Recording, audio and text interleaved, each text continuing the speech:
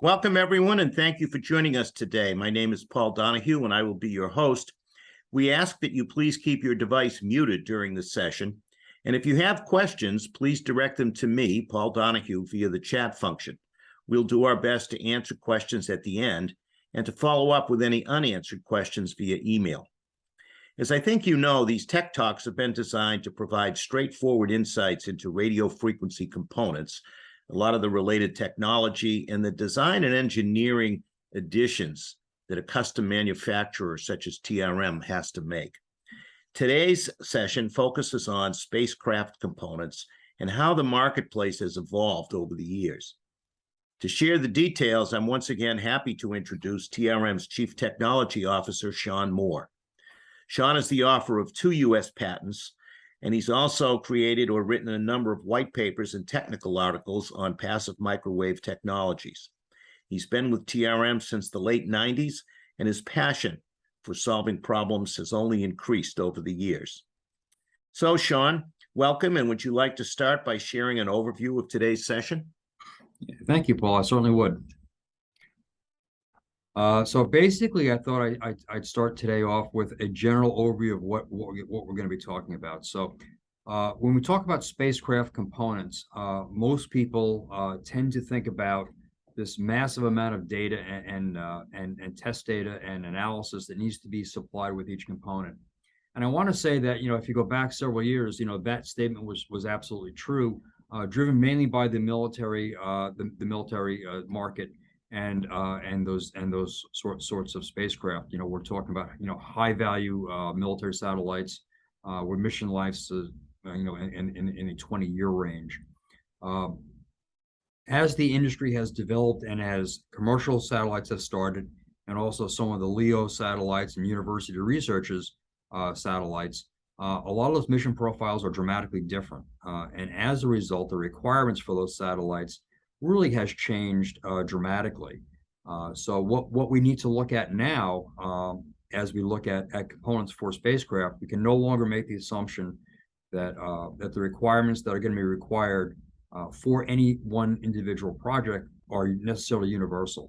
Really, what we need to look at now is what mission profile is this looking at, and what are the requirements for this specific satellite, before we can go in through and make any generalizations as far as to what sort of testing, what sort of analysis needs to be done. So really, I think this really needs the people in the procurement loop, as well as in the design and engineering loop, to make sure that we take a good hard look at these requirements and make sure that we're not overdoing the requirements just because it's going on a spacecraft. Okay. Well, maybe to get started, could you identify some of the space-specific design requirements? Sure, absolutely. So what we know about spacecraft really is that there are a few parameters that are, I'm going to say, over and above what you have for terrestrial and standard military sort of requirements. The first one really is outgassing. Material outgassing is a real phenomenon that happens in a vacuum. If a good example of material outgassing is your new car smell. That new car smell is essentially all of the glues and fibers that are in the vehicle giving off a gas that is related to the material that it's made out of. Virtually most materials, unless they're strictly metallic, will outgas. Now, what outgassing is the release of some material, and so there's actually mass loss because these molecules leave the material as a gas and are lost into the vacuum. Well, what happens on a spacecraft is, since you're in a vacuum and there is nothing to pull this gas away from the satellite, this gas recondenses on the outside of the satellite. And what it does is it generates a film that covers the entire satellite. Since there's no other gravitational pull to pull it away from the satellite, it just sticks to the satellite.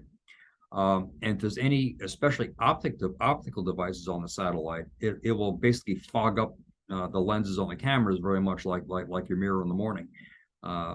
when that happens. So it's a bad thing on a satellite where there are optics and other things that are sensitive to film being developed on the surfaces. So therefore, if the particular application has those sorts of devices on board, then definitely outgassing is something we need to pay attention to. If, for example, this is a satellite that has no optics on it and is just an antenna on it, it might not be that important if some film gets built up on the outside.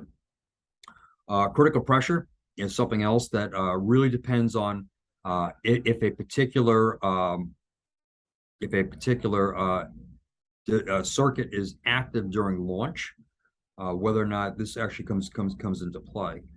If you look at corona breakdown in an RF circuit, the presence of air and air pressure will determine very often the voltage level where corona breakdown can happen. As you go up in altitude, air pressure at sea level, for example, has one level of breakdown in air. As you go up higher, that voltage level decreases. And then as you go into a vacuum, the voltage required actually increases again. So there is an altitude where there is a minimum amount of protection against a flashover. And if a circuit is being operative during launch, we can make sure that these sorts of design parameters are met. Multipaction, the last parameter here, is again yet another parameter that's unique to a vacuum. Its failure mode is similar but different to a corona event. Basically, what happens is that there is a direct electron leakage from one electrode to another. It can only happen in a vacuum because if the electron happens to hit another molecule across, it becomes a little more like a corona breakdown. So in a vacuum, this electron jumps the gap. By the time it hits the other side, the field has reversed, and therefore it creates a resonant avalanche of energy across the gap. So this over here now, it's a voltage gap pressure related relationship that happens.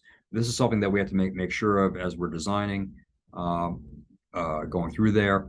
Although there's a threshold voltage where there's a minimum threshold voltage that needs to exist in order for this phenomenon to happen at all. So if we're talking about some very low power circuits, this is something that really doesn't come into play if we're talking about some very low voltage levels. So again, the application will determine how much voltage we have on there as to whether or not this is something that needs to be addressed. Okay. So what about space-specific testing requirements? Okay, again, since we're talking about very often these military satellites where there's an expected 20-year service life, and of course you can't go up and repair these things while they're in flight. Things like having established or known reliability of the individual parts are very critical. So therefore, the established reliability, components, resistors, capacitors, and the other sorts of components that we use have to be, sort of a guaranteed minimum amount of service life involved with these to make sure that we don't have a component failure. If the mission life is shorter, possibly we can then go in there and go with a lower established reliability component, and this really saves a lot of lead time and money. The testing involved for creating these very high established reliability components can be quite extensive, and the lead times for some of these components can very easily be a year. So we have to make sure that we go in there and that we select these components carefully, and not necessarily always have to go with the most stringent requirements. The other thing also is component screening. Again, this is screening at the module level, and depending again on the service life and what the overall budget that is available for the overall satellite. Some of this testing may be pulled back or even omitted altogether, depending again on the requirements. Here we're talking about thermal cycling, vibration, burn-in, applying voltage and making sure that we don't have any infant mortality testing going on. And again, the requirements here, can change, fairly dramatically. So I'm gathering from what you've said then that the specifications and design and testing are all dependent on the intended or end use. And why is that such an important factor here? Yeah, what really is important here to understand is that the requirements for any one particular device are very much dependent on where it's going to be used and what its expected mission is.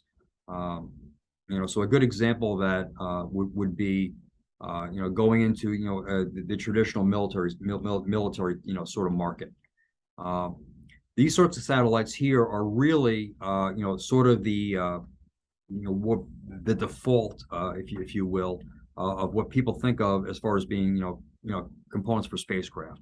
These components are in a geo orbit, so they have they're flying very high. They have a very long expected life, as well as these satellites are typically extremely large with a lot of power involved. So these are high power components.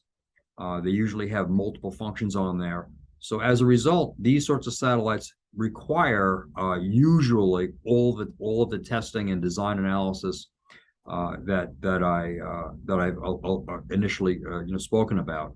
So really, we need to make sure that we design for multi-packing. We go through critical pressure because these systems have to be operative during launch. We have to make sure we have outgassing. All those sorts of requirements become important for these sorts of satellites, and most military satellites do want the data to back that up. Therefore, parts that go on these sorts of platforms typically do require the proverbial 5 pounds of paper, because in this environment, we're expecting high reliability, long life, and also running at a higher power level on the spacecraft. Moving on to a sort of similar but a little bit different application here. If we're no longer working on a military setup and now working on a commercial communication satellite, many of the things will carry over because now we are still looking about typically a long mission life. Although the power rating can be a little variable now at this point, so we still have to go in there and take a look at see what some of those power ratings are to see whether or not we do have a multi-packing issue or not. Again, this becomes a little bit of a gray area now. And the outgassing requirement, depending on the mission life, may not become as critical as what it was on the military satellite, because very often these commercial communication satellites don't have any optics on board. In which case, then if we do generate a little bit of film on the outside of the satellite, it won't be detrimental to its long-term performance. So again, here's the start of, gee, maybe we don't need quite all this screening involved. Based off of coming from the high reliability military type satellites.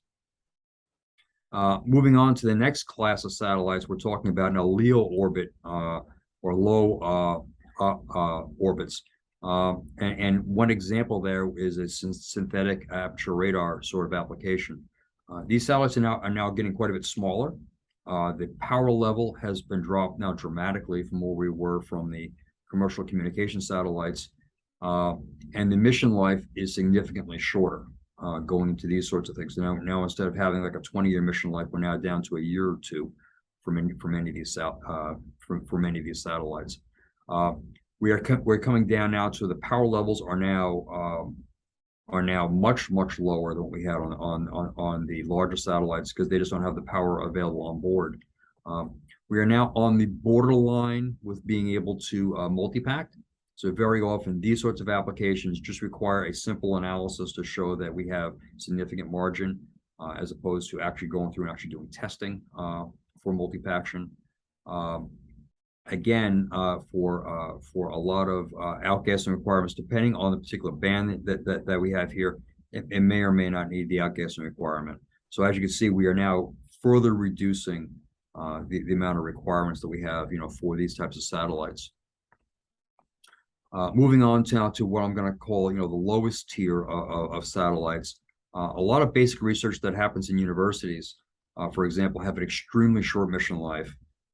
Some of these are nanosats and microsats, and they literally can fit in the palm of your hand. These are very small satellites, extremely low power, and with a very short mission life. We do sell some components to some people who build these sort of university research sort of satellites, and quite frankly, they're buying catalog parts. There's no additional screening involved. There was no discussion of multi-paction or corona breakdown or outgassing because of the nature of where these are going. The requirements for the satellite are really short mission life. There is no additional outgassing requirements or even additional screening. Like I said, because of this sort of application. These sorts of programs are typically have very limited funding and are very willing to take any additional risk for reliability. Of course, a company like TRM has been building military parts and parts for spacecraft for a very long time, and we understand what it takes to build a quality product. Even our catalog products are military grade, if you will. But then these sorts of applications, very often can actually use a catalog part with little or no modification, and therefore they can be quite cost effective. And again, these parts get delivered without the 5 pounds of paper, but much more cost effective, sort of solution.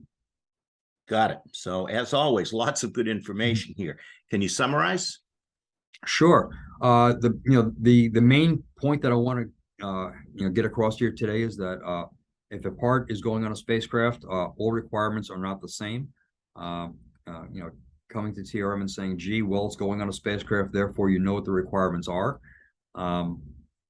We really don't. The requirements have a wide breadth of variation depending on what platform they're going on. If you tell me it's going on a military geosatellite, I can probably come pretty close to what it's going to be. If you tell me that it's going on a research nanosat, I can get kind of a sense as to where it is. But unless I know the nature of the satellite, it could be anything in between. And so it's really important to understand where it's going, and therefore sort of qualify the level of testing that and analysis that are going to be required. So it's really important to to identify where these parts are going and understand that they're what the variation is and what's important for that particular mission. Just because it's a nanosatellite, for example, doesn't mean that outgassing isn't important. If that nanosatellite has a camera on it, then outgassing is important. So it's just a matter of understanding all the other features that are on that satellite to really make the right decision as far as what's going on. The other thing also is the fact that just because it's going on a satellite does not necessarily mean that it's a high dollar item component. The high dollar item typically is driven by requirements, very often with testing and screening. Whether it's screening for the individual components that go into the component or screening at the full unit level. Those are really the things that really drive a lot of the cost, and therefore the price that the customer has to pay if they don't need the requirements. They're not going to pay for it, and therefore it can be a very cost-effective kind of solution, even though it's going on a spacecraft. Okay, and how does this tie into some of the differentiators, so to speak, that TRM brings to the table? Yeah, sure. So the big thing that we TRM always wants to talk about is we love to talk to our customers and find out exactly what it is they're doing. So the discussion here of understanding the environment or where these components are going ties directly into that. We really want to find out where these parts in the spacecraft are going, and therefore we can actually tailor them to whatever the needs are. We can go through there, and then based on that information, we can carefully select the materials. So this way we meet all of the requirements. We can go ahead, work on the packaging so that it meets all the requirements.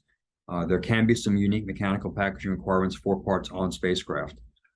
Sometimes there's a very high, depending on the launch vehicle, sometimes there are some very high shock values and vibration levels, for during launch, and those sorts of things. We need to know all that so we can make sure that we design the part adequately.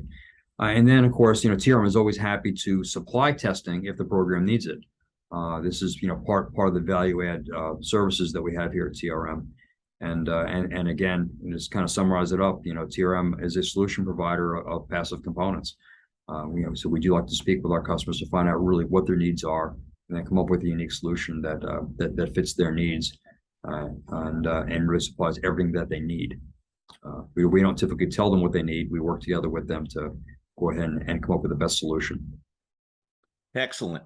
So I think we have time for at least one question. And the first one that came in, you may have answered a little bit on the way, but it's based on what you've said here today. I'm interpreting that all spacecraft components may not automatically require the 5 pounds of paper complexities, and that a discussion with the manufacturer about end use is a critically important step in the process. Is that accurate?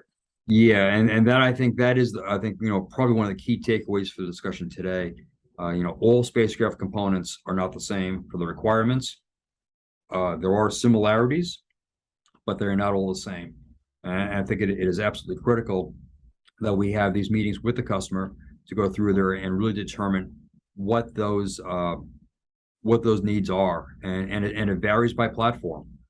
So it's really important to understand what they are, what all those requirements are, and then we can tailor the part and the testing to meet those needs directly. So like I said, I can't stress on how important it is to find out really where this is going, what the requirements really are, and don't just make assumptions that what you need is going to be all this testing and all these requirements done. Multi-packing testing is very expensive to do, and if you're coming up with a component where it's only going to see 100 milliwatts, you're just wasting a lot of money. And we just want to make sure that everybody's on the same page there, and going through the analysis to make sure that what we supply you is really a true value add, and making sure that you get what you need. Okay, well, thank you again, Shaun, and thanks to all of you for joining us. If you are a customer and you have more questions, or if you'd like to discuss details with one of our engineers, we would love to hear from you. Please feel free to call our engineering hotline. The number is on your screen, 888-677-6877. If you are one of our field sales representatives, then you know that your calls are always welcome too. And you can also submit questions directly through the sales rep portal on our website. We will be sharing information about the next Tech Talk shortly, and we look forward to having you join us then. Thank you. Thank you.